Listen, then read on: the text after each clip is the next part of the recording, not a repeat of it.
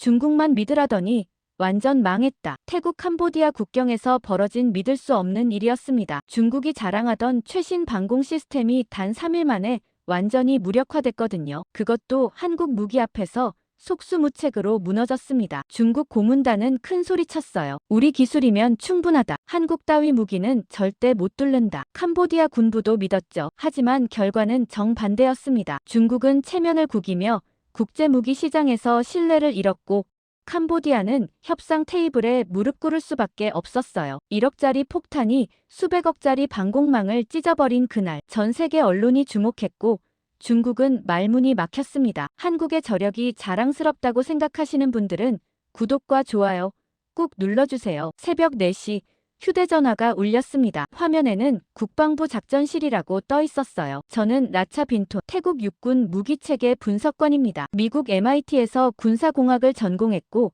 지난 5년간 태국군의 무기 도입을 담당해왔죠. 급히 옷을 입고 국방부로 향했습니다. 방콕 새벽거리는 조용했지만 국방부 청사만큼은 불이 환하게 켜져 있었어요. 뭔가 큰일이 났다는 걸 직감했습니다. 작전실 문을 열고 들어가니 이미 장성 5명이 모여 있었어요. 중앙 스크린에는 국경지역 위성사진이 떠 있었죠. 빨간 점들이 여러 곳에 찍혀 있었습니다. 라차 왁군, 퐁삭 장군이 저를 봤어요. 그는 태국군 작전 참모장이었습니다. 앉게 급히 부른 이유를 설명하겠네. 스크린이 바뀌며 폭발 현장 사진이 나타났습니다. 건물이 완전히 무너져 내려 있었어요. 검은 연기가 하늘로 치솟고 있었죠. 주변에는 구급차와 소방차가 보였습니다. 오늘 새벽 2시 20분 아란 야프라텍 국경 초소가 공격받았네. 퐁삭이 말했습니다. 로켓포 공격으로 추정되고 우리 병력 7명이 사망했어. 저는 숨을 들이켰습니다. 7명이나요? 그들에게도 가족이 있었을 텐데요. 캄보디아 측 소행입니까? 제가 물었습니다. 확실해. 다른 장군이 답했어요. 그는 수친 장군으로 육군 참모 차장이었죠. 중국제 로켓포야. BM-21 카추샤로 확인됐어. 발사 흔적도 국경 건너편에서 발견됐고 캄보디아가 최근 국경에 병력을 증강했다는 정보는 있었습니다. 하지만 실제로 공격할 줄은 몰랐어요. 이건 단순한 도발이 아니었습니다. 전쟁 직전 상황이었죠. 우리는 즉각 보복해야 하네. 퐁삭이 주먹으로 책상을 쳤습니다. 공군 출격 준비에 들어가게. 그런데 무기 문제가 있어. 저는 그 말에 긴장했습니다. 무기 문제라니요? 책상 위에 서류 뭉치가 놓였습니다. 퐁삭이 제게 밀어줬어요. 긴급 무기 옵션 분석 자료야. 검토 좀 해주게. 자네가 우리 최고 전문가 아닌가. 저는 서류를 펼쳤습니다. 여러 무기 목록이 적혀 있었어요. 미국제 JDAM, 이스라엘제 스파이스, 프랑스제 AASM, 그리고 맨 아래에 한국제 KGGB가 있었습니다. 제 눈이 KGGB에서 멈췄어요. 저는 이 무기에 대해 잘 알고 있었습니다. 작년에 싱가포르 방산 전시회에서 봤거든요. GPS 유도 활공 폭탄으로 사거리가 100km가 넘었죠. 가격도 저렴했고 정확도도 뛰어났습니다. 폴란드군이 높게 평가했다는 보고서도 읽었어요. 이 KGGB라는 게 뭔가? 수친이 물었어요. 한국산 활공폭탄입니다. 제가 설명을 시작했죠. GPS 기반이라 전자교란에 강하고 사거리도 길어서 적 방공망 밖에서 공격할 수 있습니다. 가격도 다른 무기들보다 저렴하고요. 그런데 수친이 제 말을 끊었습니다. 한국산. 그가 비웃는 표정을 지었어요. 라차. 자네 정신 차리게. 한국 무기. 웃기지 마라. 그 말에 다른 장성들도 웃기 시작했습니다. 회의실이 웃음소리로 가득 찼어요. 제 얼굴이 뜨거워졌습니다. 한국산 폭탄이라니. 그건 레저용 아니었나? 다른 장군이 말했죠. 훈련용으로나 쓰는 거 아닌가? 저는 참을 수 없었습니다. 아닙니다. 제가 목소리를 높였어요. KGGB는 실전용 무기입니다. 사거리 100km 이상이고 중국 방공망도 뚫을 수 있어요. 우크라이나에서 실전 검증도 됐습니다. 중국 방공망을 뚫어 퐁삭이 크게 웃었습니다. 라차. 자네 MIT 나왔다며? 그런데 왜 이렇게 순진한가? 한국이 미국 급도 아닌데 뭘 뚫어? 중국 방공망은 세계 최고야. 한국 따위 무기가 어떻게 뚫는다는 건가? 저는 답답했습니다. 서류를 다시 펼쳐서 보여줬어요. 여기 시뮬레이션 데이터가 있습니다. HQ-12 같은 중국 방공망에 대한 테스트 결과인데요. GPS 유도 방식이라 전자교란을 무시할 수 있어요. 레이저 유도보다 훨씬 안정적입니다. 됐네. 수친이 손을 저었습니다. 우리는 검증된 무기만 쓸 거야. 미국제나 이스라엘제 말이네. 한국산 같은 건 신뢰할 수 없어. 전장에서 도박은 안 돼. 그런데 KGGB가 가장 저렴합니다. 제가 다시 시도했죠. 예산도 절약할 수 있고 성능도 뛰어나요. 폴란드가 대량 구매한 이유가 있습니다. 예산, 퐁사기 코웃음 쳤습니다. 지금 전쟁 직전인데 돈 얘기를 하나? 라차. 자네 정말 실망스럽군. 미국 유학 갔다 와서 정신이 이상해진 거 아닌가? 회의실 분위기가 싸늘해졌습니다. 다른 장성들이 저를 쳐다보는 눈빛이 차갑게 느껴졌어요. 저는 더 이상 말할 수 없었습니다. 입을 다물 수밖에 없었죠. 결론은 이렇게 퐁사기 정리했습니다. 이스라엘제 스파이스 레이저 유도폭탄을 사용하네. F-16에 장착해서 48시간 내 출격 준비 완료하게 검증된 무기로 확실하게 끝내는 거야. 장성들이 하나둘 회의실을 나갔습니다. 저만 자리에 남아 서류를 바라봤어요. KGB 항목에는 빨간 줄이 그어져 있었습니다. 탈락이라는 도장이 찍혀 있었죠. 복도를 걸어 나오는데 수친이 제 어깨를 툭 쳤습니다. 라차, 자네 아직 젊으니까 이해는 하네. 그가 말했어요. 하지만 전장에서는 검증된 무기만 믿어야 해. 한국산 같은 도박은 안 돼. 우리 병사들 목숨이 걸린 문제야. 하지만 장군님, 제가 말했죠. KGB는 이미 여러 나라에서 검증됐습니다. 폴란드,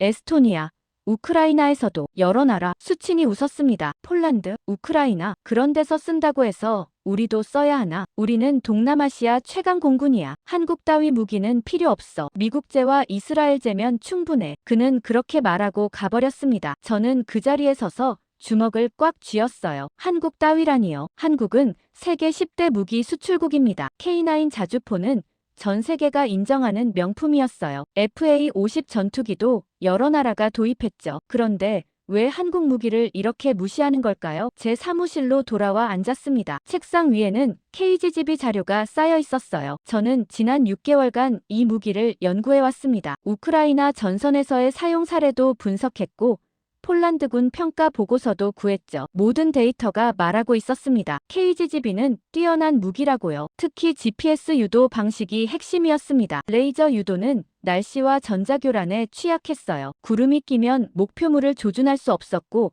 적이 연막을 피우면 무용지물이 됐죠. 하지만 GPS는 상대적으로 안정적이었습니다. 위성 신호만 잡히면 어떤 날씨에도 작동했어요. 게다가 KGB는 활공 방식이라 사거리가 길었습니다. 고도 1만 미터에서 투하하면 100km 이상 날아갔어요. 적 방공망 사거리 밖에서 공격할 수 있다는 뜻이었죠. 안전하게 폭격할 수 있는 겁니다. 창밖을 내다봤습니다. 방콕 하늘이 밝아오고 있었어요. 어딘가에서 전투기 엔진 소리가 들렸습니다. F-16들이 출격 준비를 하고 있는 소리였죠. 저는 불안했습니다. 캄보디아 뒤에는 중국이 있었어요. 작년부터 중국은 캄보디아에 HQ-12 방공 시스템을 배치했습니다. 전자전 장비도 제공했죠. 이스라엘제 레이저 유도폭탄이 그걸 뚫을 수 있을까요? 레이저는 전자교란에 약했습니다. 중국이 재밍 신호를 쏘면 유도가 흐트러질 수 있었어요. KGB였다면 다를 텐데요. GPS 유도는 훨씬 안정적이었으니까요. 하지만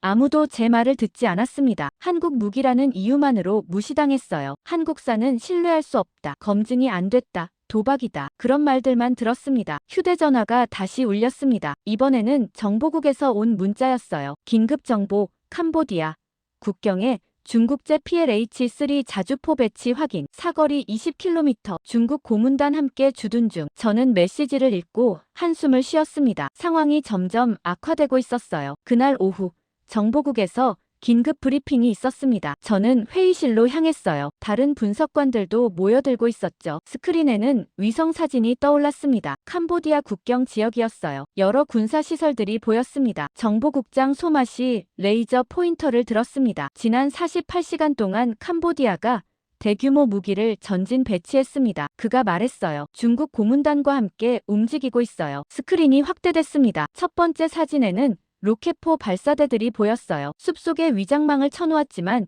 위성은 다 포착했죠. BM-21 카츄샤입니다. 소맛이 설명했습니다. 총 12대가 배치됐어요. 사거리 20km로 우리 국경 초소들을 모두 사정거리 안에 두고 있습니다. 저는 노트에 받아 적었습니다. 다음 사진이 나타났어요. 이번에는 자주포였습니다. 더 큰 것들이었죠. PLH-3 자주포입니다. 소맛이 계속했어요. 중국제 최신형이에요. 사거리는 더 길고 정확도도 높습니다. 총 8문이 확인됐습니다. 분석관 하나가 손을 들었습니다. 중국 고문단 규모는 어느 정도입니까? 최소 10명 이상으로 추정됩니다. 소맛이 답했어요. 그중 20명은 방공 전문가들이에요. 스크린이 다시 바뀌었습니다. 이번 사진을 보는 순간 제 등골이 서늘해졌어요. 레이더 시설이었습니다. 거대한 안테나가 하늘을 향하고 있었죠. 주변에는 미사일 발사대들이 배치돼 있었습니다. HQ-12 방공 시스템입니다. 소맛의 목소리가 무겁게 깔렸어요. 중국이 직접 가져온 겁니다. 탐지거리 100km, 요격고도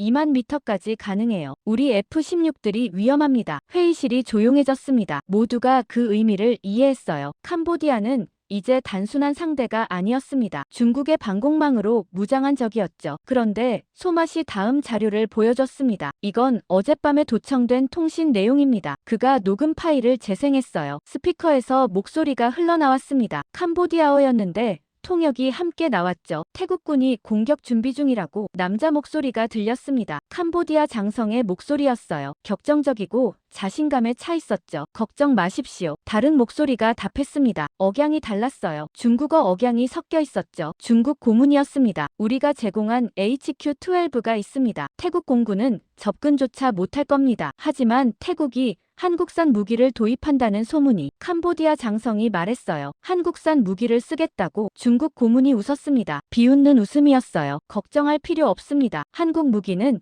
HQ-12를 절대 못 뚫어요. 우리가 테스트했습니다. 레이저 유도든 GPS 유도든 우리 전자전 시스템 앞에서는 무용지물입니다. 정말입니까? 캄보디아 장성의 목소리가 밝아졌어요. 물론입니다. 중국 고문이 자신만만하게 답했죠. 한국 기술은 아직 우리를 따라오지 못합니다. 그들의 무기는 소규모 분쟁용이에요. 진짜 전쟁에서는 통하지 않습니다. 우리 방공망만 믿으십시오. 하하. 캄보디아 장성이 크게 웃었습니다. 태국 놈들이 한국산 무기에 희망을 걸다니 불쌍하군요. 중국산 방공망이 있는데 뭘 하겠습니까? 녹음이 끝났습니다. 회의실에 정적이 흘렀어요. 저는 주먹을 꽉 쥐고 있었습니다. 손톱이 손바닥에 박히는 게 느껴졌죠. 보셨습니까? 소맛이 말했습니다. 그들은 우리를 완전히 우습게 보고 있어요. 중국 방공망을 믿고 있습니다. 분석관 하나가 물었습니다. 중국 고문의 말이 사실입니까? HQ-12가 정말 그렇게 강력한가요? 강력합니다. 소맛이 고개를 끄덕였어요. 하지만 무적은 아니에요. 모든 방공망에는 약점이 있습니다. 어떤 약점입니까? 제가 물었습니다. 소맛이 저를 봤어요. 라차.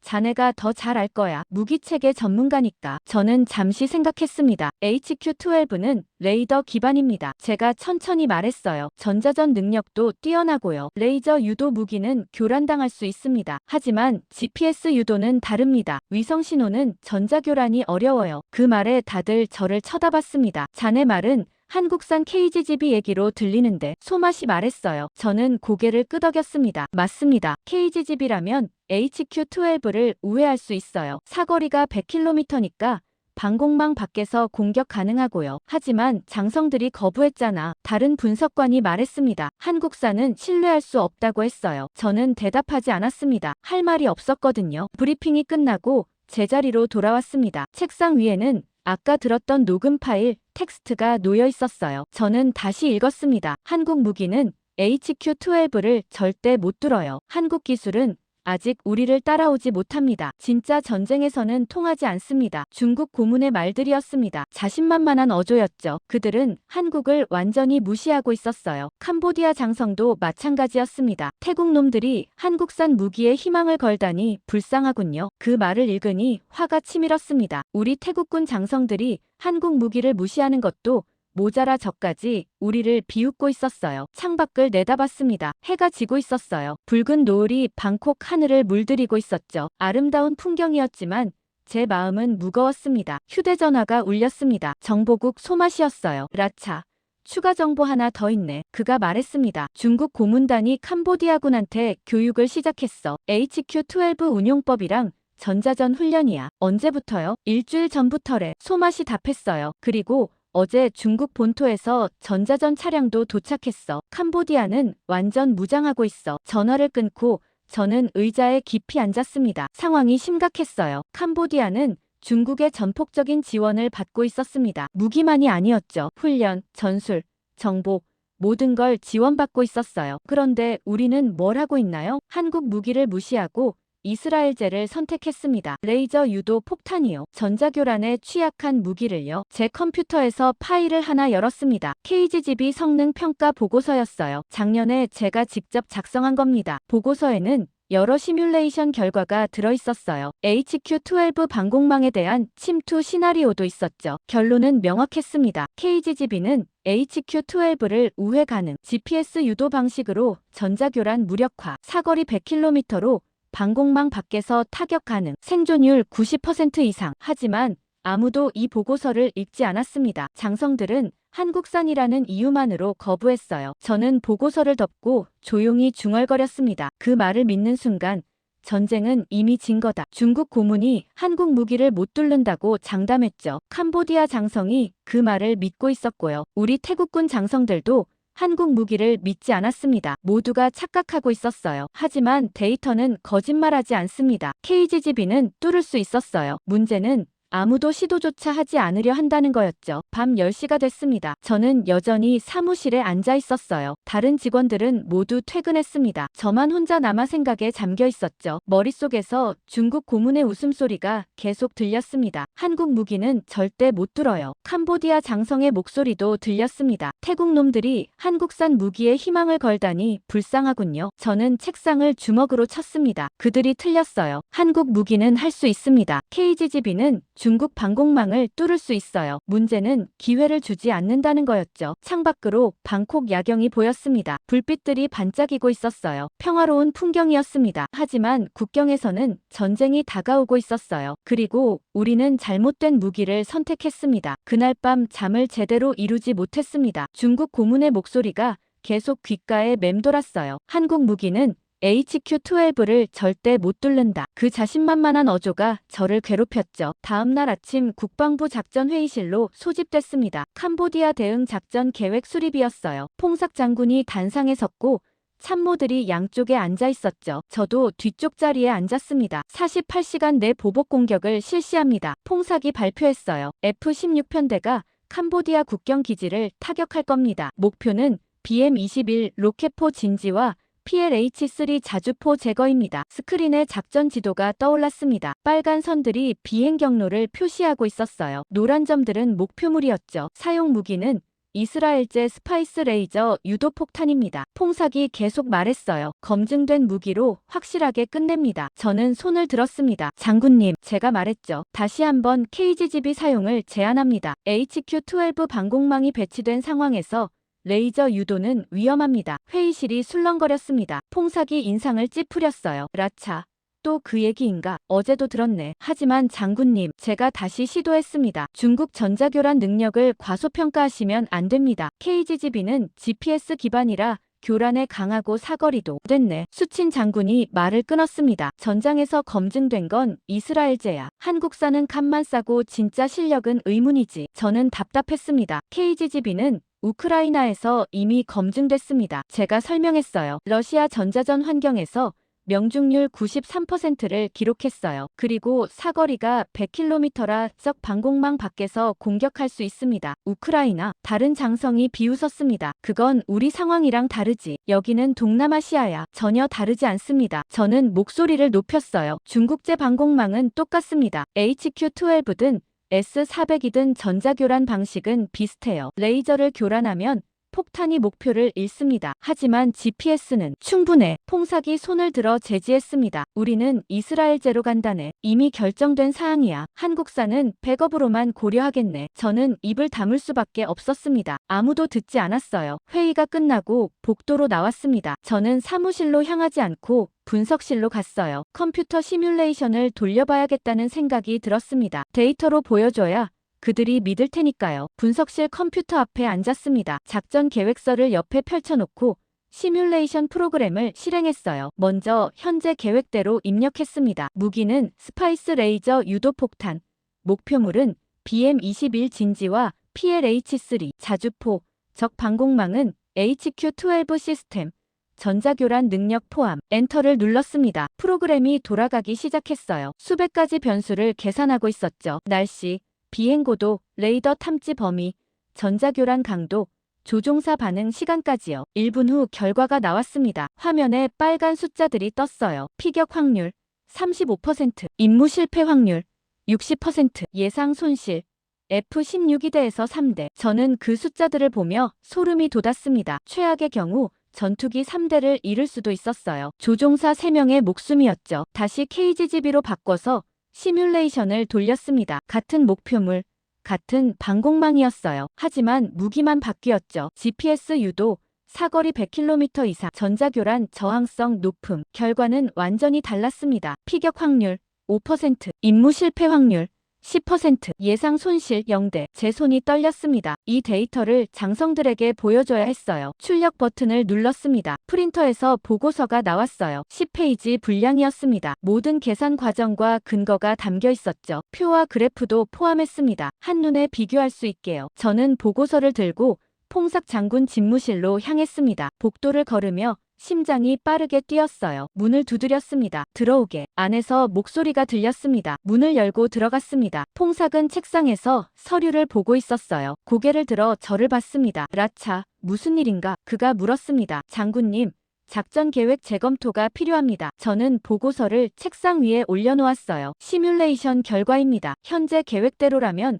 손실이 클 수 있습니다. 퐁삭이 보고서를 펼쳤습니다. 첫 페이지를 보더니 미간을 찌푸렸어요. 이게 뭔가? KGGB 비교 분석이라고? 네. 저는 고개를 끄덕였습니다. 스파이스와 KGGB의 성능을 비교했습니다. 모든 변수를 고려한 결과예요. 시뮬레이션상 스파이스는 손실 2대에서 3대, KGGB는 0대입니다. 퐁삭이 보고서를 덮었습니다. 보지도 않고 덮어버렸어요. 몇 페이지 넘기지도 않았죠. 라차, 자네 정말 집요하군. 그가 차갑게 말했습니다. 이미 결정된 사항이야. 바꿀 생각 없어. 하지만 장군님, 제가 급히 말했죠. 조종사들 안전이 걸린 문제입니다. 이 데이터를 보시면 명확해요. 레이저 유도는 위험합니다. 데이터, 퐁삭이 코웃음 쳤습니다. 자네 컴퓨터 시뮬레이션 믿나? 전쟁은 컴퓨터로 하는 게 아니야. 현장에서 하는 거지. 저는 할 말을 잃었습니다. 그리고 자네 왜 이렇게 한국산에 집착하나? 퐁삭이 의심스러운 눈으로 저를 봤어요. 혹시 한국 회사한테 뭐 받은 거 아닌가? 로비라도 받았나? 아닙니다. 제가 목소리를 높였습니다. 순수하게 기술적 판단입니다. 조종사들 목숨이 걸린 문제라고요. 그럼 기술적으로 판단해서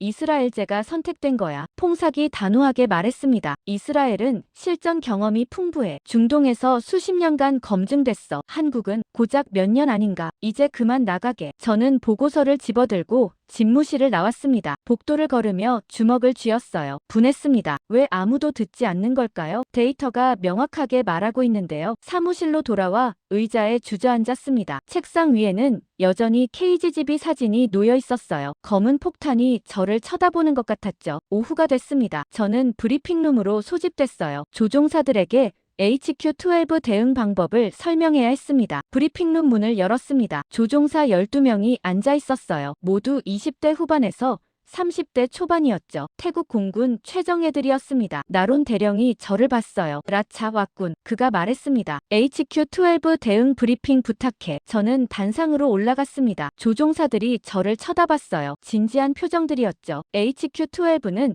중국제 최신 방공 시스템입니다. 제가 설명을 시작했어요. 탐지거리 100km, 요격고도 2만 미터입니다. 가장 위험한 건 전자전 능력이에요. 레이저 조사기 신호를 교란할 수 있습니다. 조종사 하나가 손을 들었습니다. 그럼 어떻게 대응합니까? 목표 상공에서 최대한 빨리 이탈하세요. 저는 답했습니다. 레이저 조사 시간을 최소화하고요. 만약 교란당하면 수동 조준으로 전환해야 합니다. 조종사들이 서로 눈빛을 주고받았습니다. 불안한 표정들이었어요. 브리핑이 끝나고 나론이 저를 불렀습니다. 라차, 솔직히 말해봐. 그가 조용히 물었어요. 성공 확률 어느 정도야? 저는 망설였습니다. 50% 이하입니다. 제가 솔직하게 답했어요. 전자교란이 심하면 더 낮아질 수 있어요. 나론의 얼굴이 굳었습니다. KGGB를 쓰면 90% 이상입니다. 저는 단호하게 말했습니다. 그리고 조종사들도 훨씬 안전해요. 나론이 한숨을 쉬었습니다. 하지만 명령은 이미 떨어졌어. 바꿀 수 없어. 저는 아무 말도 할 수 없었습니다. 그날 밤 잠이 오지 않았습니다. 침대에 누워 천장을 보며 계속 생각했어요. 시뮬레이션 결과가 머릿속을 맴돌았습니다. 피격 확률 35%, 손실 2대에서 3대, 조종사 3명의 목숨이요. 창밖으로 별이 보였습니다. 맑은 밤하늘이었어요. 48시간 후면 작전이 시작됩니다. F-16들이 이스라엘제 폭탄을 싣고 출격할 거예요. HQ-12 방공망을 뚫고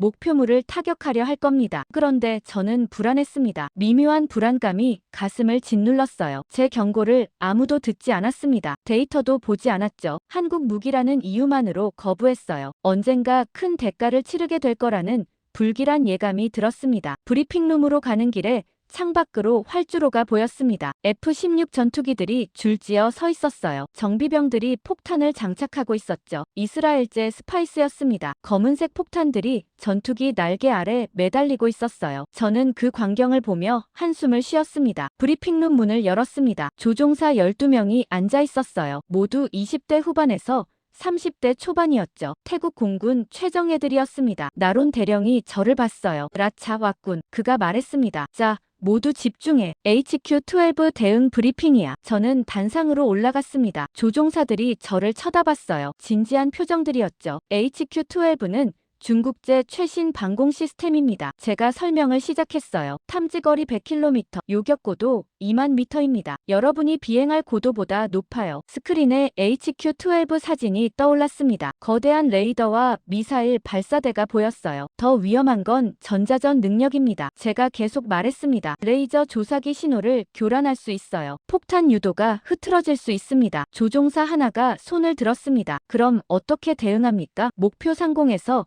최대한 빨리 이탈하세요. 저는 답했습니다. 레이저 조사 시간을 최소화하고요. 만약 교란당하면 수동 조준으로 전환해야 합니다. 수동이요? 다른 조종사가 물었어요. 그럼 정확도가 떨어지잖아요. 맞습니다. 저는 고개를 끄덕였습니다. 하지만 선택의 여지가 없어요. 전자교란 환경에서는 그게 최선입니다. 조종사들이 서로 눈빛을 주고받았습니다. 불안한 표정들이었어요. 나론이 일어났습니다. 괜찮아. 그가 말했습니다. 우린 훈련 많이 했어. 수동 조준도 할 수 있어. 너무 걱정 마. 하지만 그의 목소리에도 확신이 없었습니다. 브리핑이 끝나고 조종사들이 나갔습니다. 저는 나론과 단둘이 남았어요. 대령님, 제가 말했습니다. 정말 괜찮겠습니까? 나론이 창밖을 봤습니다. 모르겠어. 그가 솔직하게 말했어요. 솔직히 불안해. HQ-12가 생각보다 강력하더라고. 그럼 작전을 연기하시죠. 제가 급히 말했습니다. KGGB로 무기를 바꾸고. 안 돼. 나론이 고개를 저었습니다. 이미 명령 떨어졌어. 내일 새벽 출격이야. 바꿀 수 없어. 하지만 라차. 나론이 제 어깨에 손을 올렸어요. 우린 군인이야. 명령을 따라야 해. 아무리 불안해도 임무는 수행해야 하는 거야. 저는 아무 말도 할 수 없었습니다. 다음 날 새벽 5시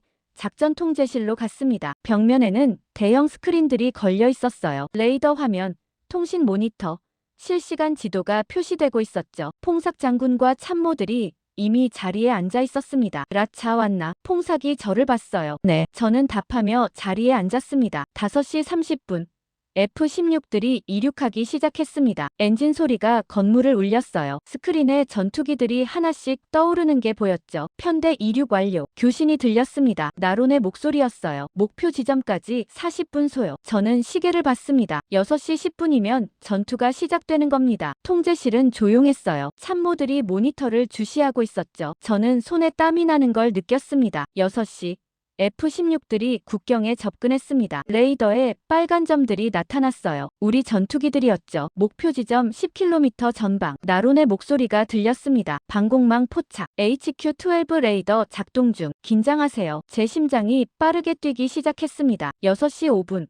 전투기들이 폭탄 투하 지점에 도달했습니다. 폭탄 분리 준비. 나론이 말했어요. 레이저 조사 시작. 그런데 갑자기 통신에 잡음이 섞이기 시작했습니다. 치지직. 스크린도 일렁거렸어요. 뭐야? 퐁삭이 일어났습니다. 전자교란입니다. 통신 장교가 소리쳤어요. HQ-12에서 나온 신호예요. 강도가 엄청 셉니다. 레이저가 안 잡혀. 나론의 목소리가 들렸습니다. 목표물이 흐려져. 교란당하고 있어. 수동 조준으로 전환하세요. 제가 마이크에 대고 소리쳤습니다. 최대한 빨리 투하하고 이탈하세요. 스크린에서 전투기 궤적들이 흔들리고 있었습니다. 교란 신호가 화면 전체를 왜곡시키고 있었어요. 투하. 나론의 목소리가 들렸습니다. 폭탄 투하 완료. 전기 이탈. 레이더 화면에서 작은 점들이 전투기에서 떨어져 나갔습니다. 폭탄들이었어요. 저는 숨을 죽이고 지켜봤습니다. 몇 초 후 폭발음이 들렸습니다. 스크린 한쪽에 적외선 카메라 화면이 있었는데 불빛이 터졌어요. 명중 확인. 참모가 말했습니다. 하지만 잠깐만요. 목표물 좌표와 안 맞습니다. 뭐라고? 퐁삭이 스크린으로 다가갔습니다. 폭탄이 목표에서 200m 벗어났습니다. 참모가 계산하고 있었어요. BM-21 진지가 아니라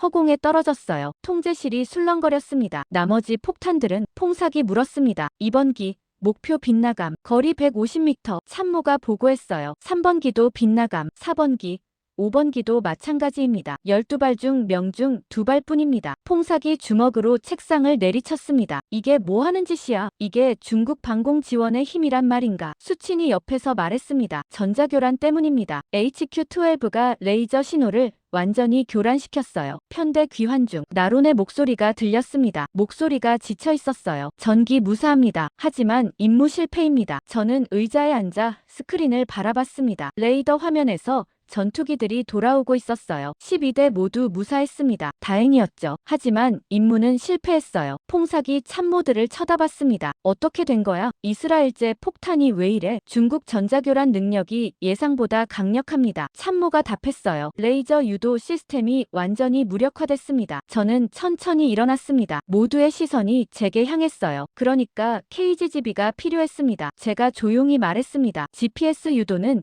저런 교란에 영향받지 않아요. 통제실이 조용해졌습니다. 퐁사기 저를 쳐다봤어요. 표정이 굳어 있었죠. 하지만 아무도 대답하지 않았습니다. 수친이 고개를 돌렸고 다른 참모들도 시선을 피했어요. 아무도 제 말에 반응하지 않았습니다. 7시 전투기들이 기지로 돌아왔습니다. 조종사들이 내렸어요. 나론의 얼굴은 창백했습니다. 저는 활주로로 나가 그를 만났습니다. 대령님, 제가 말했습니다. 미안해. 나론이 헬멧을 벗으며 말했어요. 자네 말이 맞았어. 전자교란이 장난이 아니더라. 레이저가 완전히 먹통이었어. 그러게요. 저는 고개를 끄덕였습니다. 그래서 제가 KGB를 알아. 나론이 말을 끊었습니다. 이제 알아. 하지만 이미 늦었어. 저는 아무 말도 할 수 없었습니다. 나론이 하늘을 올려다봤어요. 다시 출격해야 할 텐데. 그가 중얼거렸습니다. 이 무기로 어떻게 이기라는 건지 모르겠어. 바람이 불었습니다. 활주로 위로 먼지가 날렸어요. 저는 주먹을 쥐고 있었습니다. 제 경고를 듣지 않은 대가였어요. 활주로에서 나론과 헤어진 후 저는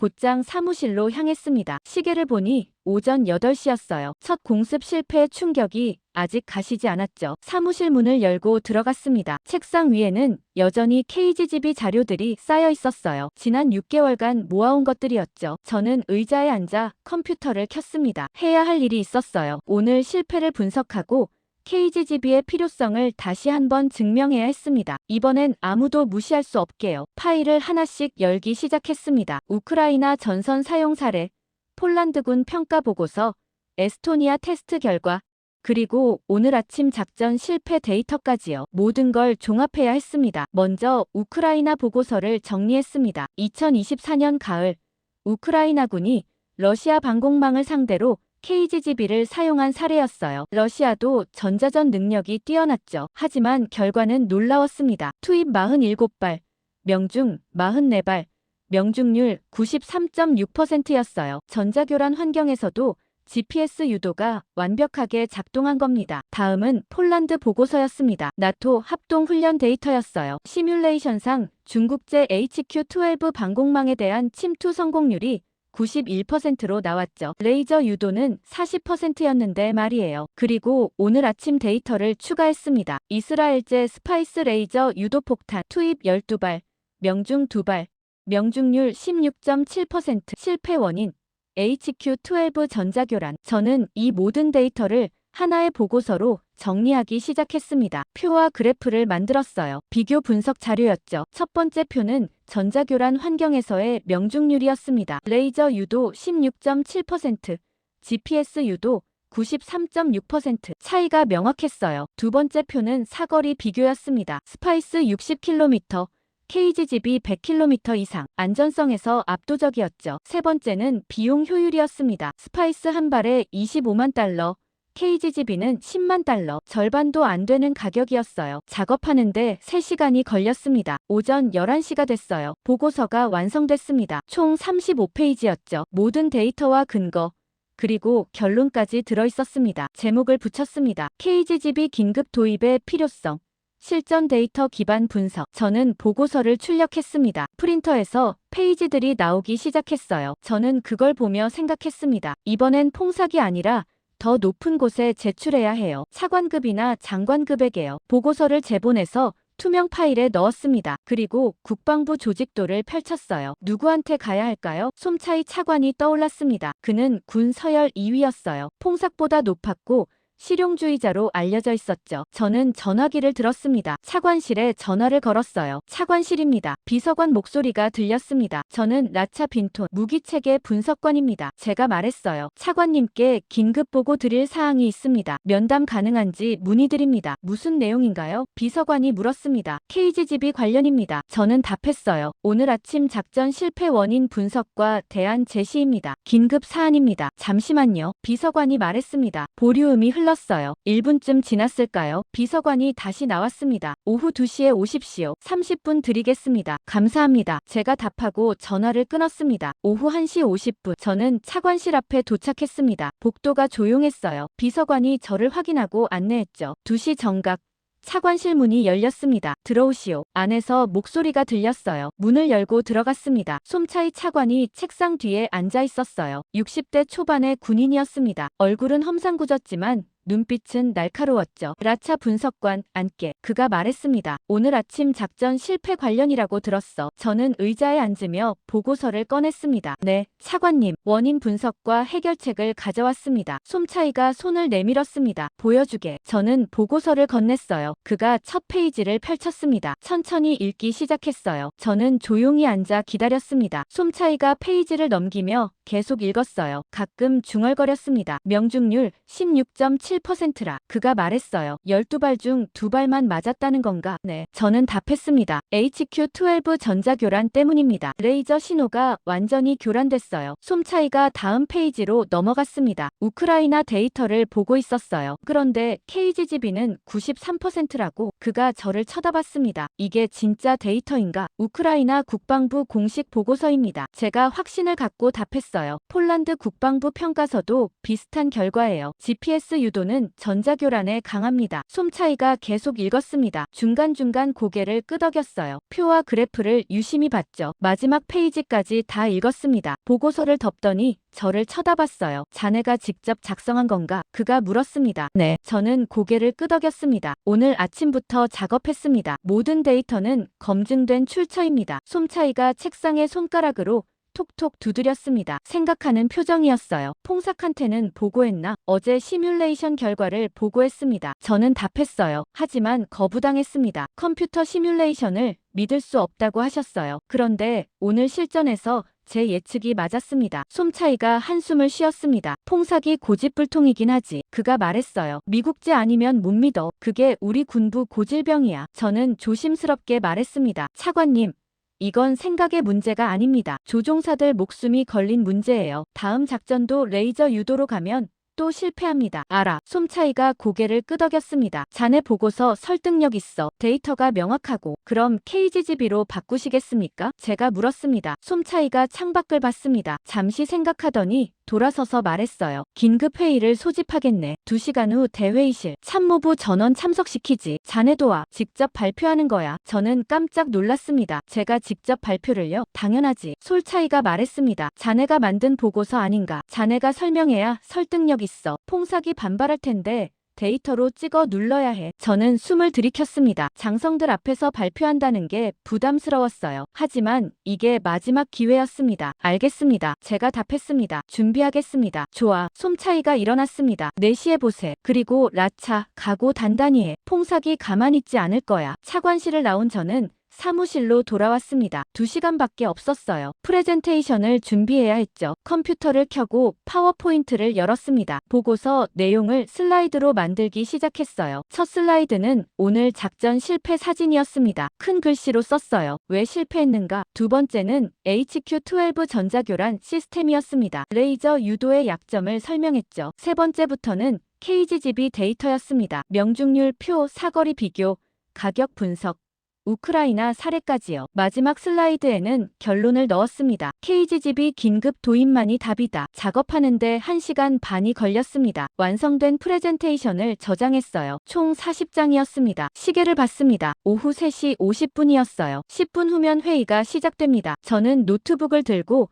대회의실로 향했습니다. 대회의실 문을 열었을 때 이미 장성들이 모여 있었습니다. 퐁삭, 수친, 그리고 다른 참모들이요. 모두 심각한 표정이었어요. 제가 들어가자 퐁삭이 저를 쳐다봤습니다. 인상을 찌푸렸죠. 솜차이 차관이 단상에 섰습니다. 모두 앉게. 그가 말했습니다. 오늘 작전 실패에 대해 논의하겠네. 라차 분석관이 중요한 보고를 준비했어. 들어보게. 저는 단상으로 올라갔습니다. 노트북을 연결하고 프레젠테이션을 켰어요. 손에 땀이 났습니다. 첫 슬라이드가 스크린에 떴습니다. 오늘 작전 실패 사진이었어요. 오늘 우리는 실패했습니다. 제가 말을 시작했습니다. 12발 중 2발만 명중했어요. 이유는 명확합니다. HQ-12 전자교란 때문입니다. 다음 슬라이드로 넘어갔습니다. 레이저 유도는 전자교란에 취약합니다. 제가 설명했어요. 중국 시스템이 신호를 교란하면 폭탄이 목표를 잃습니다. 오늘이 증명했죠. 퐁삭이 팔짱을 꼈습니다. 불편한 표정이었어요. 하지만 대안이 있습니다. 제가 다음 슬라이드를 보여줬습니다. KGGB, 한국제 GPS 유도 활공 폭탄입니다. 회의실이 술렁거렸습니다. 또 한국산이야? 누군가 중얼거렸어요. 저는 무시하고 계속했습니다. KGGB는 GPS 기반입니다. 전자교란이 통하지 않아요. 우크라이나에서 명중률 93%를 기록했습니다. 러시아 전자전 환경에서요. 데이터 슬라이드를 보여줬습니다. 표와 그래프가 명확했어요. 퐁삭이 손을 들었습니다. 잠깐.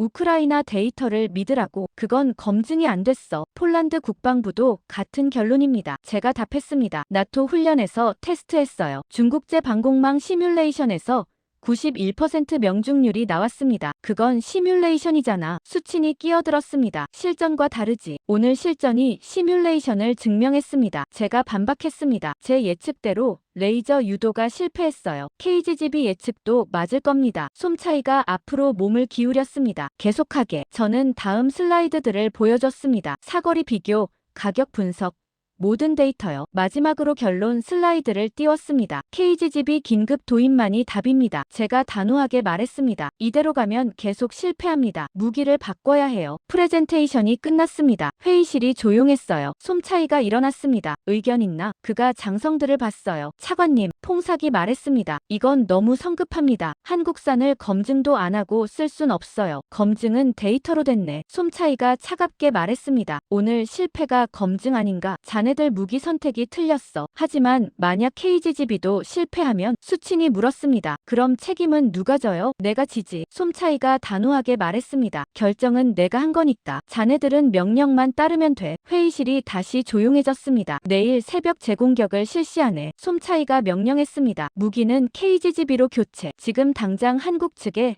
긴급 구매 요청하게. 48시간 안에 도착시켜. 퐁삭과 수친이 서로 눈빛을 주고받았습니다. 불만스러운 표정이었죠. 하지만 아무 말도 하지 않았어요. 회의가 끝났습니다. 저는 단상에서 내려왔어요. 솜차이가 제 어깨를 두드렸습니다. 잘했네. 그가 조용히 말했습니다. 이제 증명할 차례야. 이틀 후 새벽 3시 저는 다시 작전 통제실에 있었습니다. 이번엔 분위기가 달랐어요. 긴장감이 더 컸죠. KGGB 24발이 긴급 공수됐습니다. 어제 저녁 한국에서 도착했어요. 밤새 F-16들의 장착 작업이 진행됐죠. 퐁삭과 수친도 통제실에 있었습니다. 저를 보는 눈빛이 차갑더군요. 실패하길 바라는 것 같았어요. 3시 30분.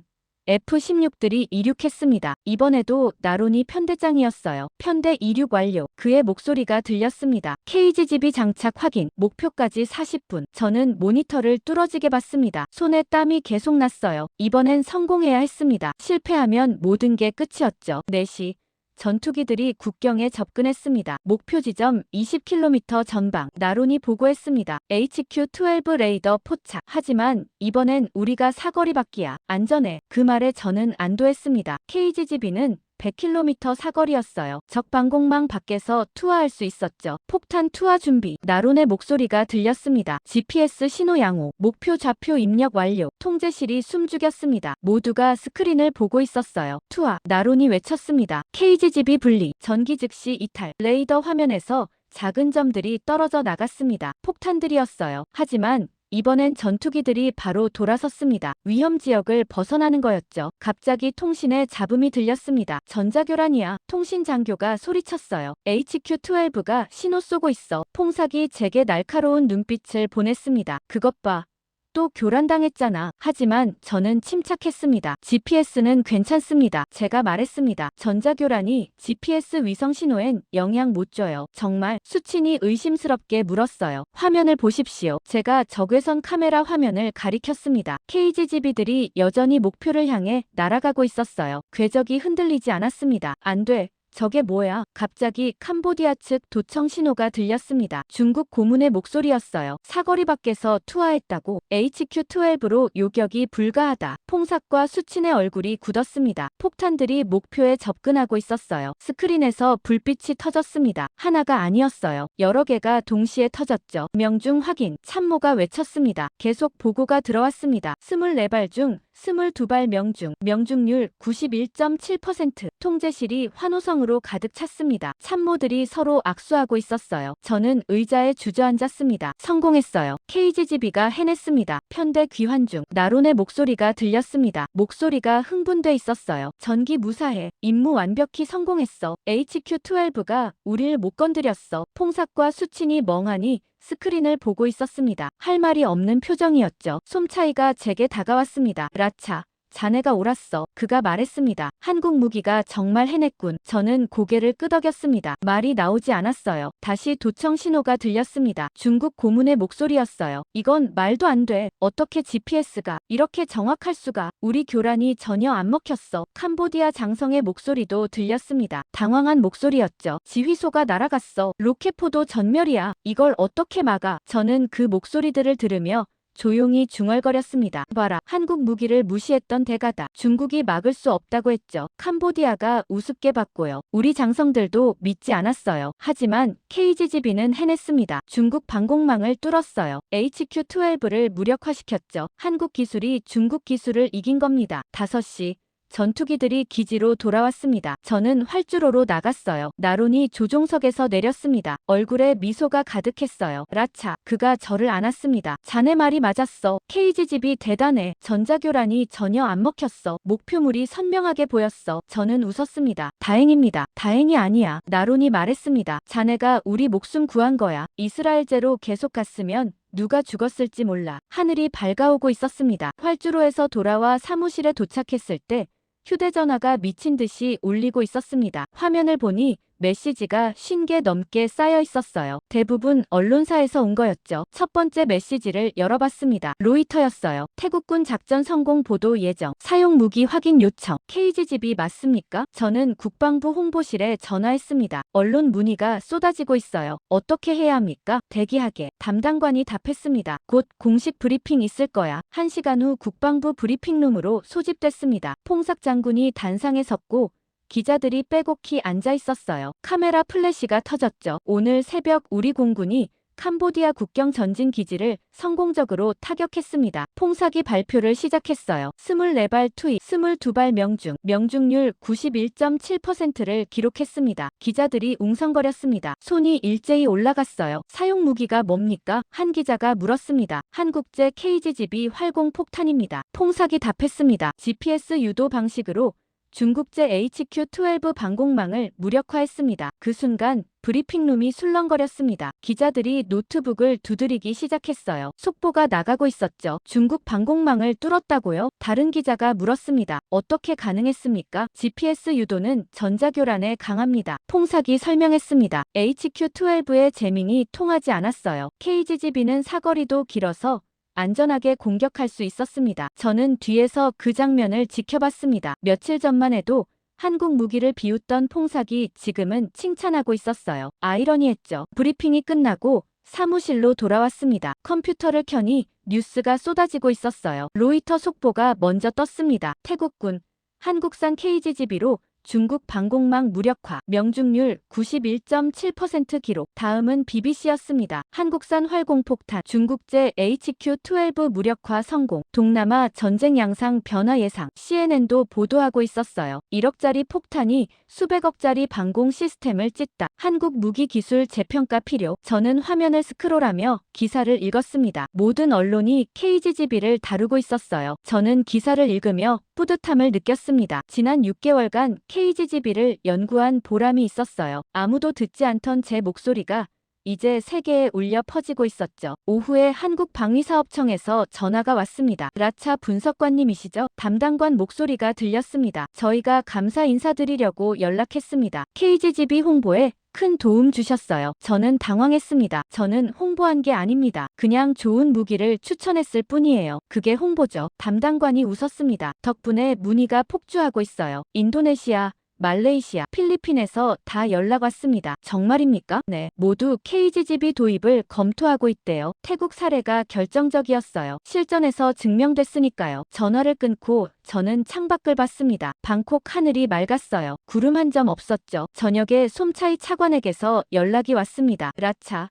내일 기자회견 있네. 그가 말했습니다. 자네도 참석하게. KGGB 선택 과정을 설명해야 해. 제가요? 저는 놀랐습니다. 당연하지. 솜차이가 말했습니다. 자네가 주인공이야. 자네 덕분에 성공한 거 아닌가. 다음 날 오전 국방부 대회의실에서 기자회견이 열렸습니다. 솜차이 차관과 퐁삭 장군이 단상에 앉았고 저도 옆자리에 앉았어요. 기자들이 100명도 넘게 모였습니다. 국내외 언론이 다 온 거였죠. 어제 작전은 완벽한 성공이었습니다. 솜차이가 말을 시작했어요. KGGB의 우수성이 입증됐습니다. 우리는 추가 구매를 결정했습니다. 손이 올라갔습니다. 왜 처음부터 KGGB를 선택하지 않았습니까? 기자가 물었어요. 솜차이가 저를 봤습니다. 라차 분석관이 설명하겠네. 저는 마이크 앞에 섰습니다. 처음에는 장성들이 한국산을 신뢰하지 않았습니다. 제가 솔직하게 말했어요. 검증이 안 됐다고 생각했죠. 하지만 데이터는 명확했어요. KGGB가 최선이었습니다. 그런데 왜 반대했습니까? 다른 기자가 물었습니다. 선입견 때문입니다. 저는 답했습니다. 한국 무기에 대한 과소평가요. 미국제나 이스라엘제만 믿었죠. 하지만 실전이 진실을 보여줬습니다. 퐁삭의 얼굴이 굳었습니다. 제가 너무 솔직했나 싶었어요. 하지만 솜차이는 고개를 끄덕이고 있었죠. 중국 반응은 어떻습니까? 기자가 물었습니다. 당황하고 있습니다. 솜차이가 답했어요. HQ-12가 무력화됐으니까요. 중국이 자랑하던 방공망이 한국 무기 앞에서 무너진 겁니다. 캄보디아는요? 혼란스러워하고 있어요. 퐁삭이 끼어들었습니다. 중국 고문단이 약속했던 방공 지원이 소용없었으니까요. 기자회견이 끝났습니다. 기자들이 저를 둘러쌌어요. 사무실로 돌아오니 이메일이 쌓여 있었습니다. 대부분 축하 메시지였어요. MIT 동기들, 태국군 동료들, 심지어 한국 방산업체에서도 왔죠. 그중 하나가 눈에 들어왔습니다. 발신자는 한화 에어로스페이스였어요. KGGB 제조사였죠. 라차 분석관님께 태국 작전 성공을 축하드립니다. 분석관님의 해안이 KGGB의 가치를 입증했습니다. 감사합니다. 저는 이메일을 읽으며 미소 지었습니다. 하지만 곧 진지해졌어요. 이건 시작일 뿐이었습니다. 전쟁은 아직 끝나지 않았죠. 창밖을 내다봤습니다. 활주로에서 F-16들이 또 준비 중이었어요. KGGB를 장착하고 있었죠. 앞으로 더 많은 작전이 있을 겁니다. 캄보디아는 아직 항복하지 않았어요. 중국도 가만히 있지 않을 거였죠. 하지만 이제 우리에게는 무기가 있었습니다. 한국이 만든 세계가 인정한 무기요. KGGB였습니다. 저는 책상 서랍에서 KGGB 사진을 꺼냈습니다. 처음 이 무기를 연구하기 시작했을 때가 떠올랐어요. 아무도 관심 없던 때요. 하지만 지금은 달랐습니다. 전 세계가 주목하고 있었어요. 한국 무기 기술을 재평가하고 있었죠. 중국 방공망도 뚫을 수 있다는 걸 증명했으니까요. 휴대전화가 다시 울렸습니다. 나론 대령이었어요. 라차. 저녁 먹자. 그가 말했습니다. 자네한테 한턱 쏘고 싶어. KGGB 덕분에 우리 다 살았으니까. 저는 웃었습니다. 좋습니다. 가죠. 전화를 끊고 일어났습니다. 사무실 벽에 붙은 세계 지도를 봤어요. 태국이 표시돼 있었고 그 옆에 캄보디아가 있었죠. 작은 나라들이었습니다. 하지만 이곳에서 큰 일이 일어났어요. 한국 기술이 중국 기술을 이긴 겁니다. 조용히. 그러나 확실하게요. 이제 세계가 알게 됐습니다. 한국 무기를 무시하면 안 된다는 걸요. 나론과의 저녁 식사를 마치고 돌아온 다음 날 정보국에서 긴급 소집이 있었습니다. 새벽 6시였어요. 아직 해도 뜨기 전이었죠. 회의실에 도착하니 소막 국장이 심각한 표정으로 서 있었습니다. 스크린에는 위성 사진이 떠 있었어요. 캄보디아 국경 지역이었습니다. 모두 앉게. 소맛이 말했습니다. 어젯밤 캄보디아가 움직였어. 레이저 포인터가 스크린을 가리켰어요. 파괴됐던 HQ-12 레이더 기지였습니다. 그런데 뭔가 달랐어요. 새로운 장비들이 보였죠. HQ-12를 긴급 복구했습니다. 소맛이 설명했어요. 중국 본토에서 부품을 공수해왔어요. 12시간 만에 재가동했습니다. 참모들이 웅성거렸습니다. 저는 사진을 자세히 봤어요. 레이더 안테나가 새로 설치돼 있었습니다. 그런데 그뿐만이 아니었어요. 더 있습니다. 소맛이 다음 사진을 보여줬습니다. 전자전 차량들이었어요. 트럭 크기의 차량 6대가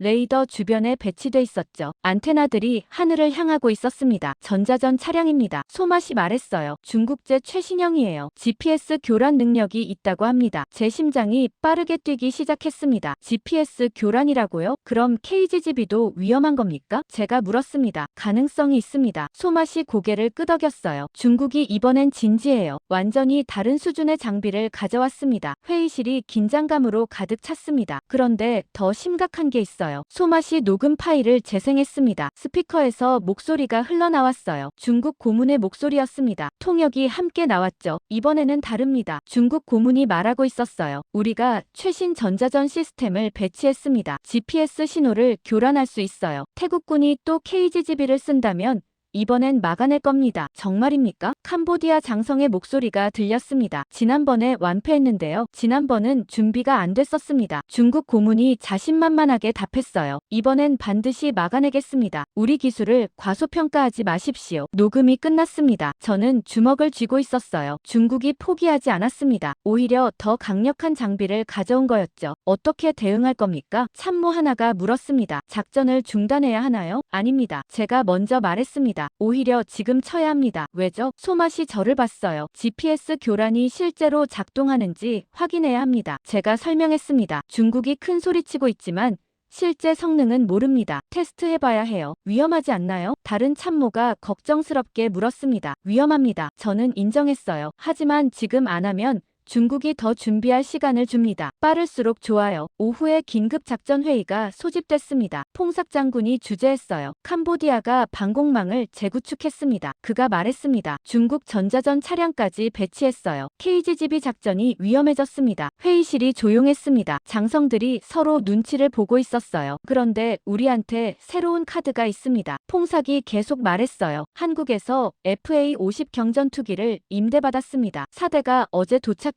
저는 놀랐습니다. FA-50이요? 한국제 경전투기였죠. 초저고도 침투에 특화된 기종이었습니다. 맞습니다. 퐁삭이 고개를 끄덕였어요. FA-50으로 초저고도 침투 작전을 펼칩니다. HQ-12 레이더 탐지고도 아래로 날아가는 거예요. 그리고 KGGB를 투하합니다. 저는 그 전략을 이해했습니다. 초저고도로 접근하면 레이더 탐지가 어려웠어요. 게다가 FA-50은 작고 빨라서 포착하기 힘들었죠. 조종사는 누구입니까? 제가 물었습니다. 한국 공군 교관들입니다. 퐁삭이 답했어요. FA-50 전문가들이에요. 우리 조종사들을 훈련시키러 왔는데 실전 투입을 자원했습니다. 언제 출격합니까? 내일 새벽입니다. 48시간 후였어요. 다음날 저녁 공군기지 경납고로 갔습니다. FA-50 4대가 줄지어 서 있었어요. 회색 도색의 날렵한 전투기들이었죠. KGGB가 날개 아래 장착돼 있었습니다. 한국 조종사 넷이 전투기를 점검하고 있었습니다. 30대로 보이는 젊은 조종사들이었어요. 비행복을 입고 있었죠. 저는 다가갔습니다. 안녕하십니까? 제가 한국말로 인사했어요. 조종사 하나가 돌아봤습니다. 한국말 하세요? 그가 놀라서 물었습니다. 조금요. 저는 답했습니다. 저는 라차 무기 분석관입니다. 라차 분석관님, 조종사가 악수를 청했어요. 소문 들었어요. KGGB 도입 추진하신 분이시죠? 감사합니다. 네. 저는 고개를 끄덕였습니다. 내일 작전 위험합니다. 중국이 전자전 차량 배치했어요. 알고 있습니다. 조종사가 진지하게 말했어요. 하지만 FA-50은 초저고도 전문이에요. 레이더 밑으로 파고들 수 있어요. 그리고 KGGB 믿습니다. GPS 교란당할 수 있습니다. 제가 걱정스럽게 말했습니다. 중국이 최신 장비를 가져왔어요. 조종사가 FA-50을 쳐다봤습니다. 그리고 미소 지었어요. 그래도 해봐야죠. 우리 무기 성능 증명하는 건데요. 중국한테 또 한 번 보여줘야죠. 다음날 새벽 3시.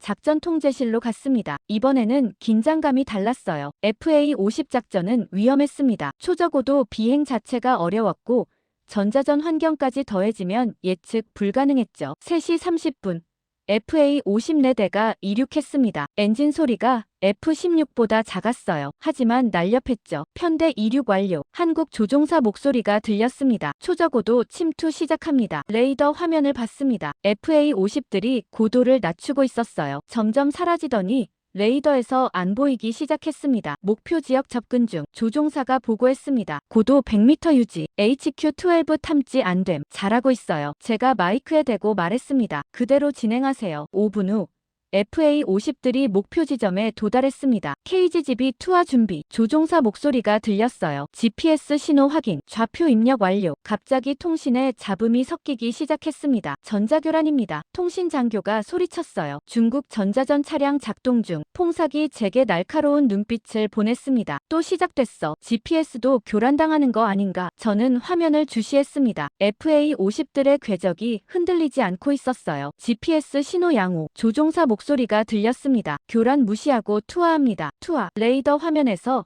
작은 점들이 떨어졌습니다. KGB였어요. 전자교란 신호가 더 강해졌습니다. 화면이 일렁거렸어요. 안 돼. 중국 고문의 도청 신호가 들렸습니다. 왜 GPS가 안 먹혀? 교란이 작동 안 해. 몇 초 후 폭발음이 들렸습니다. 스크린에 불빛이 터졌어요. 명중. 참모가 외쳤습니다. HQ-12 레이더 직격. 계속 폭발이 이어졌습니다. 전자전 차량 파괴. 두 번째 차량도 명중. 세 번째까지. 중국 고문단 교신이 다시 들렸습니다. 안 돼.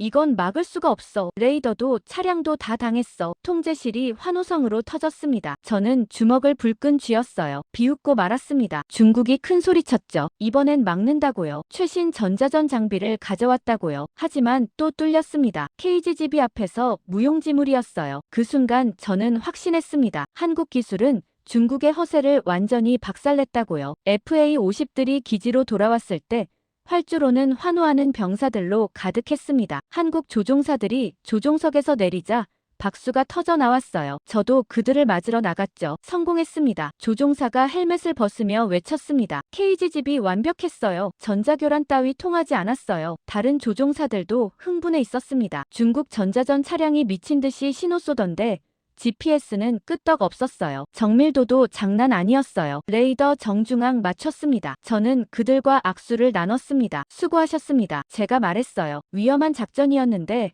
완벽하게 수행하셨어요. 아니에요. 조종사가 말했습니다. KGB 덕분이에요. 좋은 무기 있으면 조종사는 편해요. 그날 오후 국방부 대회의실에서 긴급회의가 열렸습니다. 퐁삭 장군이 주재했고 참모부 전원이 모였어요. 분위기가 들떠 있었습니다. 연속 성공입니다. 퐁삭이 말했습니다. KGB로 2번 연속 중국 방공망을 무력화했어요. 캄보디아 전력이 크게 약화됐습니다. 스크린에 전황 지도가 떠올랐습니다. 캄보디아 국경 지역 곳곳에 빨간 X 표시가 돼 있었어요. 파괴된 목표물들이었죠. BM-21 로켓포 전멸, PLH-3 자주포 70% 파괴, HQ-12 레이더 시스템 완전 무력화. 전자전 차량 6대 중 5대 파괴. 수친 장군이 보고했습니다. 캄보디아 화력이 절반 이하로 줄었어요. 회의실에 박수가 터졌습니다. 저도 뿌듯했어요. 하지만 동시에 불안했습니다. 지금이 기회입니다. 한 장성이 일어서며 말했습니다. 전면 공세를 펼쳐야 해요. 캄보디아 수도까지 밀고 들어가는 겁니다. 맞습니다. 다른 장성이 동조했어요. 훈센 체제를 무너뜨릴 절호의 기회예요. 지금 아니면 언제 합니까? 신뢰가 술렁거렸습니다. 장성들이 흥분한 표정으로 고개를 끄덕이고 있었어요. 전면전 확대 분위기였죠. 저는 손을 들었습니다. 잠깐만요. 제가 말했습니다. 전면전은 위험합니다. 왜 위험한가? 퐁삭이 저를 봤어요. 우리가 이기고 있는데 KGB가 강력하긴 하지만 만능은 아닙니다. 제가 설명했습니다. 전면전으로 확대되면 변수가 너무 많아져요. 중국이 직접 개입할 수도 있고요. 중국은 이미 졌어. 수친이 비웃었습니다. 2번이나 방공망이 뚫렸잖아. 체면 구기고 물러날 거야. 저는 고개를 저었습니다. 중국은 그렇게 쉽게 포기하지 않아요. 지금까지는 캄보디아 지원이었지만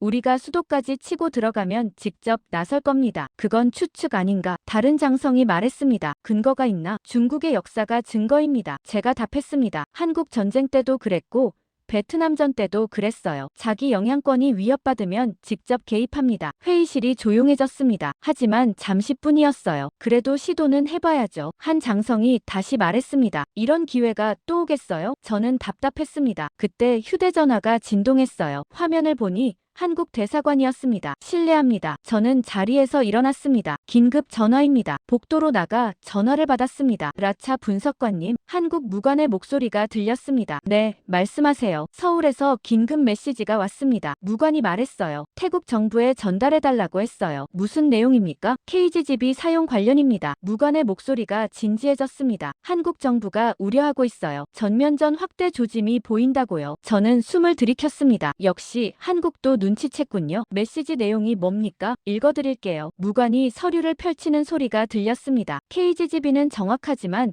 전쟁은 정확하지 않습니다. 확전을 피하십시오. 한국은 평화적 해결을 지지합니다. 무기 사용이 정치적 목적 달성을 의미하지 않습니다. 신중히 판단하시기 바랍니다. 저는 그 말을 곱씹었습니다. 한국이 정확히 핵심을 찌른 거였어요. 알겠습니다. 제가 답했습니다. 차관님께 전달하겠습니다. 전화를 끊고 회의실로 돌아갔습니다. 여전히 전면전 논의가 진행 중이었어요. 장성들이 작전 계획을 검토하고 있었죠. 저는 퐁삭에게 다가가 속삭였습니다. 장군님, 한국 대사관에서 긴급 메시지가 왔습니다. 뭔데? 퐁삭이 물었어요. 확전 자제 요청입니다. 제가 답했습니다. 한국 정부가 우려하고 있어요. 퐁삭의 표정이 굳었습니다. 회의를 잠시 중단하게 그가 손을 들었어요. 한국 측에서 메시지가 왔다고 하네. 라차, 설명해보게. 저는 앞으로 나갔습니다. 한국 정부가 전달한 내용입니다. 제가 메시지를 읽었어요. KGGB는 정확하지만 전쟁은 정확하지 않습니다. 확전을 피하십시오. 회의실이 조용해졌습니다. 한국이 왜 그런 말을 하지? 수친이 불만스럽게 물었습니다. 자기네 무기가 잘 팔리는데 한국은 책임감 있는 무기 수출국입니다. 제가 답했습니다. 자국 무기가 불필요한 전쟁 확대에 쓰이는 걸 원하지 않아요. 그리고 그들 말이 맞습니다. 무기가 아무리 좋아도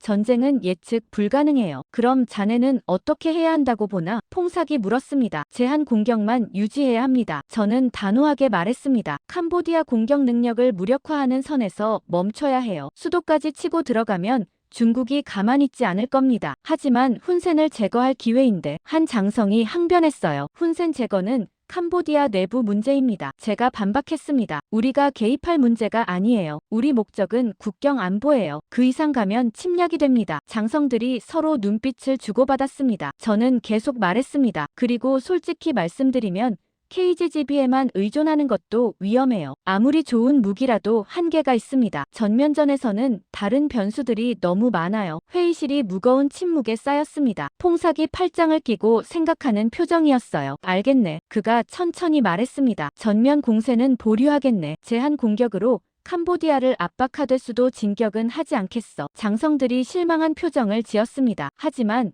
아무도 반대하지 않았어요. 회의가 끝나고 복도로 나왔습니다. 솜차이 차관이 제게 다가왔어요. 라차, 잘했네. 그가 말했습니다. 자네가 브레이크 역할을 해줘야 해. 군부는 흥분하면 이성을 잃거든. 저는 무겁게 느껴졌습니다. 군부와 정부 사이에서 균형을 잡아야 하는 제 위치가요. KGGB 성공이 오히려 위험한 자신감을 만들고 있었어요. 창밖을 내다봤습니다. 해가 지고 있었어요. 전쟁은 계속되고 있었지만 저는 조용히 균형을 잡으려 애쓰고 있었습니다. 그러나 상황은 점점 격화되고 있었어요. 상황이 격화되고 있었지만 작전은 멈추지 않았습니다. 다음 날 아침 작전 회의가 소집됐어요. 이번에는 새로운 무기 체계가 추가됐죠. 퐁삭 장군이 단상에 섰습니다. 한국에서 추가 무기가 도착했습니다. 그가 발표했어요. 구룡 다연장 로켓 시스템입니다. 사거리 80km.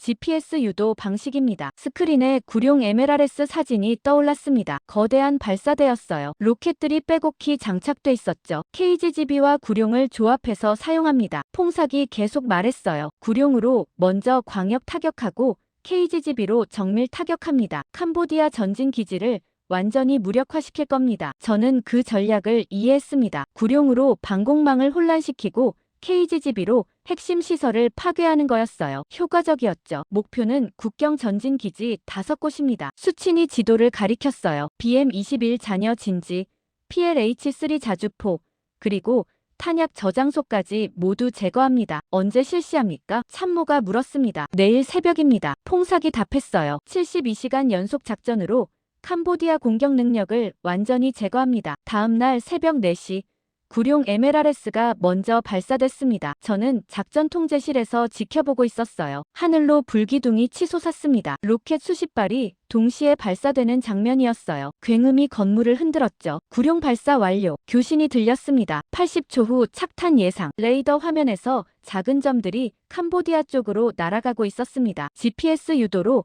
정확하게 목표를 향하고 있었어요. 1분 후 폭발이 시작됐습니다. 적외선 카메라에 불빛이 연속으로 터졌어요. 광역 타격이었죠. 명중 확인. 참모가 보고했습니다. BM-21 진지 저녁에 착탄. 2차 폭발 발생 중. 캄보디아 측이 혼란에 빠졌습니다. 도청 신호가 들렸어요. 로켓 공격이다. 캄보디아군 목소리가 들렸습니다. 어디서 온 거야? 너무 많아. 그때 F-16들이 이륙했습니다. KGGB를 장착하고 있었어요. 정밀 타격 차례였죠. 편대 출격. 나론의 목소리가 들렸습니다. 목표 지점까지 30분. 30분 후 KGGB가 투하됐습니다. 구룡 공격으로 혼란스러운 상황에서 KGGB가 정확히 목표물들을 타격했어요. 탄약 저장소 명중. 참모가 외쳤습니다. PLH-3 자주포 산문 파괴. 지휘 벙커도 직격. 연속 폭발이 이어졌습니다. 캄보디아 전진 기지가 무너지고 있었어요. 그날 오후 정보국에서 중국 측 반응을 보고했습니다. 중국이 공식 성명을 발표했습니다. 소막 국장이 말했어요. 우리 장비는 문제없다. 캄보디아군 운용 미숙 때문이다. 그들은 책임을 전가하고 있어요. 저는 비웃었습니다. 장비 문제가 아니라고요? HQ-12가 2번이나 뚫렸는데요. 중국은 인정하지 않습니다. 소맛이 답했어요. 체면 때문이에요. 자기들 방공망이 한국 무기한테 졌다는 걸 인정 못해요. 다음날 새벽 두 번째 공격이 실시됐습니다. 이번에도 구룡과 KGGB 조합이었어요. 같은 패턴이었죠. 구룡으로 광역 타격, KGGB로 정밀 파괴. 결과는 똑같았습니다. 캄보디아 방어선이 계속 무너졌어요. 세 번째 날 아침, 특별한 목표가 추가됐습니다. 중국 전자전 차량이었어요. 지난번 FA-50 작전 때 하나 남았던 차량이었죠. 이번엔 FA-50으로 직접 타격합니다. 퐁삭이 말했습니다. 중국 전자전 능력을 완전히 제거하는 겁니다. 한국 조종사들이 다시 출격했습니다. 초저고도로 침투했어요. 레이더 탐지를 피하면서요. 목표 포착. 조종사 목소리가 들렸습니다. 전자전 차량 확인. KGGB 투하 준비. 투하. 몇 초 후 폭발음이 들렸습니다. 전자전 차량 파괴 확인. 참모가 외쳤습니다. 중국 전자전 능력 완전 무력화. 통제실에 환호성이 터졌습니다. 캄보디아 측 도청 신호가 들렸어요. 중국 고문의 목소리였습니다. 안 돼. 마지막 전자전 차량마저. 이제 우리는 완전히 무방비야. 어떻게 막으라는 거야? 저는 그 목소리를 들으며 생각했습니다. 중국이 자랑하던 전자전 시스템이 완전히 무너진 겁니다. 오후에 국제 언론 보도가 쏟아지기 시작했습니다. 로이터가 먼저 보도했어요. 중국 방공망. 한국 무기 앞에서 속수무책. 3일 연속 패배. BBC도 이어졌습니다. 태국 캄보디아 분쟁. 한국 무기 시스템이 판도 바꿔. 중국 전자전 무력화. CNN은 더 직설적이었어요. 중국 군사기술 신화 붕괴. 한국 KGGB와 구룡이 증명한 현실. 저는 기사들을 읽으며 복잡한 심정이었습니다. 뿌듯하면서도 우려됐어요. 중국이 이 정도 망신을 당하면 가만히 있지 않을 거였거든요. 다음날 중국 외교부가 긴급 성명을 발표했습니다. 우리 장비는 세계 최고 수준이다. 화면에 중국 대변인이 나왔어요. 일부 언론의 왜곡 보도를 규탄한다. 문제는 운용 방식이지 장비 자체가 아니다. 하지만 세계는 조롱을 쏟아냈습니다. 트위터에서 해시태그가 트렌딩됐어요. 중국방 공망 무용론. HQ-12 패배. 한국 무기 승리. 댓글들이 가득했습니다. 3일 연속 뚫렸는데 장비 문제 아니라고 한 댓글이었어요. 중국 체면 구기기 바쁘네. 전자전 차량도 다 박살났잖아. 다른 댓글이었죠. 한국 무기가 진짜였어. 중국 컷에 완전히 벗겨졌네. 저는 데이터 보고서를 정리하며 조용히 말했습니다. 중국의 문제는 기술이 아니라 오만이었어요. 자기들이 최고라고 믿었죠. 한국 무기를 무시했고요. 그 대가를 치른 겁니다. 마치 과거 우리 장성들과 같았어요. 퐁삭과 수친도 처음엔 한국 무기를 비웃었습니다. 레저용이라고, 검증 안 됐다고, 믿을 수 없다고 했죠. 하지만 실전이 진실을 보여줬어요. KGGB는 중국 방공망을 뚫었습니다. 구룡은 광역을 제압했고요. FA-50은 전자전 차량을 파괴했죠. 모두 한국 무기였습니다. 저녁에 솜차이 차관에게서 전화가 왔습니다. 라차. 자네 덕분이야. 그가 말했어요. 3일간 작전이 완벽했어. 캄보디아 공격 능력이 70% 이상 무력화됐어. 중국 방공 지원도 사실상 끝났고 다행입니다. 저는 답했습니다. 하지만 중국 반응이 걱정됩니다. 체면을 너무 구긴 것 같아요. 알아. 솜차이가 한숨을 쉬었습니다. 그래서 외교 채널을 가동하고 있어. 미국도 개입하고 있고 중국이 직접 나서지 못하게 막아야 해. 전화를 끊고 창밖을 봤습니다. 방콕 야경이 평화로웠어요. 하지만 국경에서는 여전히 긴장이 계속되고 있었죠. 컴퓨터에서 최종 보고서를 작성했습니다. 3일간 작전 결과 요약이었어요. 숫자들이 모든 걸 말해주고 있었습니다. 한국 무기가 중국 무기를 압도했어요. 보고서 마지막에 제 의견을 덧붙였습니다. 중국의 실패 원인은 기술 부족이 아니라 오만이었다. 그들은 한국 무기를 과소평가했고 자신들의 우월성을 맹신했다. 하지만 실전은 냉정했다. GPS 유도는 전자교란을 무시했고 활공 폭탄은 방공망을 우회했으며 한국 기술은 중국 기술을 넘어섰다. 이것이 현실이다. 저장 버튼을 눌렀습니다. 그리고 의자에 기대 눈을 감았어요. 피곤했습니다. 하지만 만족스러웠죠. 한국 무기의 가치를 증명했으니까요. 휴대전화가 울렸습니다. 한국 대사관 무관이었어요. 라차 분석관님.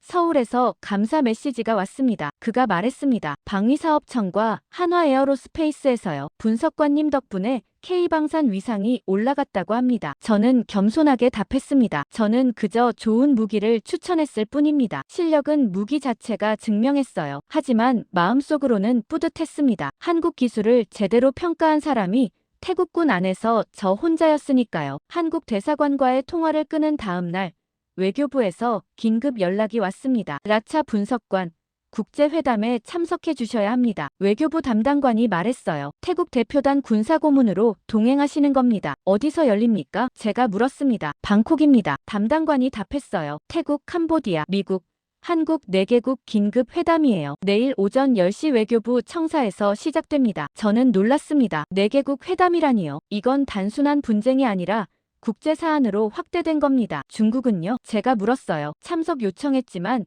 태국과 미국이 거부했습니다. 담당관이 설명했습니다. 이번 회담은 캄보디아 문제 해결이 목적이지 중국 개입 논의가 아니라고요. 다음 날 아침 외교부 청사에 도착했습니다. 경비가 삼엄했어요. 각국 국기가 걸려 있었고 언론도 몰려 있었죠. 회담장으로 들어갔습니다. 큰 타원형 테이블이 놓여 있었어요. 태국 대표단이 한쪽에 앉았고 저는 그 뒤에 자리했습니다. 맞은편에 캄보디아 대표단이 들어왔습니다. 외교부 장관과 국방 차관이었어요. 표정이 굳어 있었죠. 옆쪽에 미국 대표단이 앉았습니다. 국무부 동남아 담당 차관 보였어요. 그 옆에 한국 대표단도 자리했죠. 외교부 특사와 방위사업청 국장이었습니다. 회담을 시작하겠습니다. 태국 외교부 장관이 말했습니다. 오늘 목적은 태국 캄보디아 분쟁의 평화적 해결입니다. 캄보디아 장관이 먼저 입을 열었습니다. 태국의 무력 도발을 규탄합니다. 그가 말했어요. 우리 영토에 대한 공격은 국제법 위반입니다. 도발은 캄보디아가 먼저 했습니다. 태국 장관이 반박했습니다. 우리 국경 초소를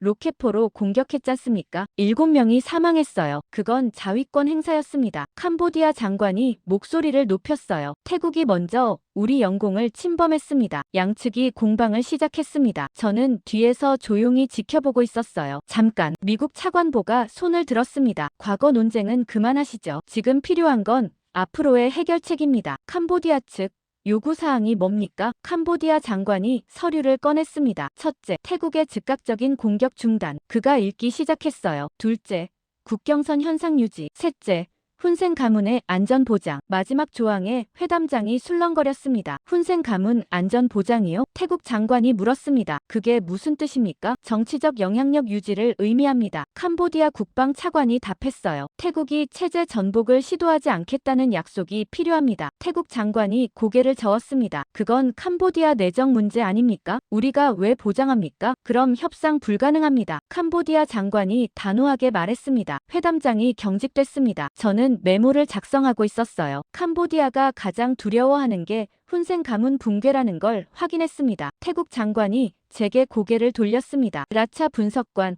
군사적 견해를 말씀해 주시죠. 저는 일어났습니다. 모두의 시선이 저에게 향했어요. 군사적으로 태국은 이미 목적을 달성했습니다. 제가 말했습니다. 캄보디아의 공격 능력은 70% 이상 무력화됐어요. 더 이상의 군사 행동은 불필요합니다. 캄보디아 측이 긴장한 표정을 지었습니다. 하지만 한 가지 말씀드리겠습니다. 제가 캄보디아 대표단을 쳐다봤어요. 한국 무기가 보여준 정밀성 앞에서 숨을 곳이 없다는 걸 이미 아실 겁니다. 회담장이 조용해졌습니다. 캄보디아 국방 차관의 얼굴이 굳었어요. KGB는 지하 벙커도 정확히 타격합니다. 저는 차갑게 말했습니다. 구룡은 광역을 제압하고요. 원하신다면 군사시설만이 아니라 다른 목표도 타격 가능합니다. 그 말에 캄보디아 측 대표가 입술을 깨물었습니다. 제 의미를 이해한 거였어요. 훈센 가문에 거쳐도 타격할 수 있다는 뜻이었죠. 라차 분석관, 한국 특사가 조용히 제 이름을 불렀습니다. 한국은 평화적 해결을 지지합니다. 위협보다는 대화로요. 저는 고개를 숙였습니다. 죄송합니다. 하지만 사실을 말씀드린 것뿐입니다. 미국 차관보가 끼어들었습니다. 현실적인 해결책을 찾아봅시다. 그가 말했어요. 캄보디아는 공격 중단을 원하고